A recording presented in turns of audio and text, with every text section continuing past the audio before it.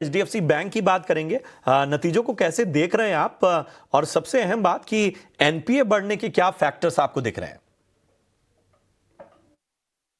HDFC bank के result काफी stable हैं। लोन ग्रोथ जो है वो अबाउट 6% के आसपास की है। डिपॉजिट ग्रोथ काफी स्ट्रांग है, 16% के आसपास है। ग्रॉस एनपीए में थोड़ा सा इंक्रीज हुआ है और Q1 में एग्री लोन्स जो होते हैं उनके एनपीए सीजनल आते हैं। अगर उनको हटा दिया जाए तो 1.13% ग्रॉस एनपीए से 1.14% ग्रॉस एनपीए हुआ है। तो थोड़ी इंक्रीज हुई है ग्रॉस एनपीए के अंदर, पर वो काफी मार्जिनल है। बैंक ने 10,000 करोड़ के कंटिजेंट प्रोविजन लिए हैं। जो उनको पैसे एचडीबी फाइनेंशियल के सेल्स से मिले हैं उसको उन्होंने कंटिजेंट प्रोविजन में फ्यूचर के लिए यूज किया है। तो रिजल्ट जो है नेट नेट काफी स्टेबल है। कोई चिंता करने वाली बात नहीं है। आगे चल के मार्जिन कैसे इंप्रूव होंगे वो देखना होगा, but net net steady result है। कुछ पॉजिटिव सरप्राइज भी नहीं है रिजल्ट में, कुछ नेगेटिव सरप्राइज भी नहीं है। फ्लोटिंग प्रोविजनिंग को कैसे देखा जाए, इस पर जरा अपना नजरिया दीजिए। ऐसा होता है कि बैंक अच्छे टाइम बुरे टाइम के लिए प्रोविजन बनाती है ताकि जब बुरा टाइम आया तो एक ही साथ बैलेंस शीट पे हिट ना हो। एग्जैक्टली एचडीएफसी बैंक ने वो किया है। 10,000 करोड़ के जो उनको एक्स्ट्रा पैसे मिले हैं एचडीबी के सेल्स से, वो लोग यूज कर रहे हैं और फ्लोटिंग प्रोविजन के लिए। मेरे हिसाब से इसमें कुछ ज्यादा रीड करने वाली बात नहीं है। फ्लोटिंग प्रोविजन हर बैंक बनाता है और फ्लोटिंग प्रोविजन बनाना एक पॉजिटिव है ताकि फ्यूचर बैलेंस शीट पे कुशन बना रहेगा और एक साथ हिट नहीं आएगा। चलिए आदित्य, हमने एचडीएफसी बैंक की तो बात कर ली, अब जरा आईसीआईसीआई बैंक पर आते हैं। आईसीआईसीआई बैंक के नतीजे शानदार रहे हैं, दमदार रहे हैं। क्या अब आगे सारे बैंक्स में यही ट्रेंड फॉलो होता आपको नजर आ रहा है?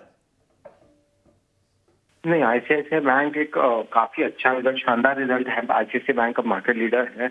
मेरे हिसाब से आईसीआईसीआई बैंक का जो एसेट क्वालिटी है काफी अच्छा है। लोन ग्रोथ और डिपॉजिट ग्रोथ भी 12% है, वो भी अच्छा है।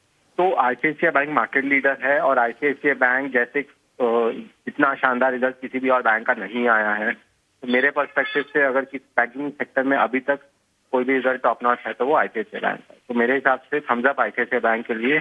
आईसीआईसीआई बैंक मार्केट को लीड करते रहे। चलिए, आपने लोन ग्रोथ डिपॉजिट को एक लाइन में बताया कि बेहतर है, लेकिन जरा थोड़ा और विस्तार से बताएं, लोन ग्रोथ डिपॉजिट को कैसे देख रहे हैं? 12% की लोन ग्रोथ डिपॉजिट ग्रोथ है। तो मेरे हिसाब से 10 से 15% के बीच में ये रहना चाहिए कंसिस्टेंटली, और कंसिस्टेंटली 15% के आसपास आईसीआईसीआई बैंक करते हुए आया है इसको।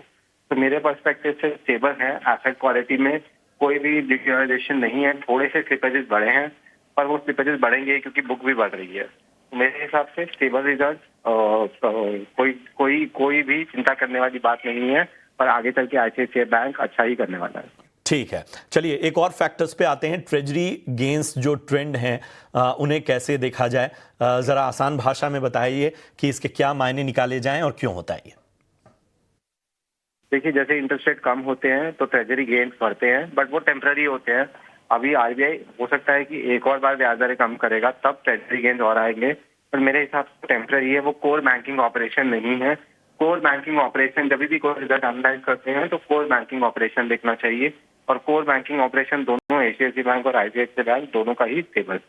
तो दोनों में कोई घबराने वाली बात नहीं है, दोनों में ही अच्छा है। और ट्रेजरी गेन्स, इसके अलावा बैंक कैसे ऑपरेट कर रहा है वो देखते हैं। बिल्कुल, बहुत बहुत शुक्रिया करेंगे आदित्य अपना कीमती समय देने के लिए, और दोनों दिग्गज बैंकों पर अपनी राय देने के लिए, उनके नतीजों के हर पहलू को हमारे सामने बेहतर तरीके से समझाने के लिए। और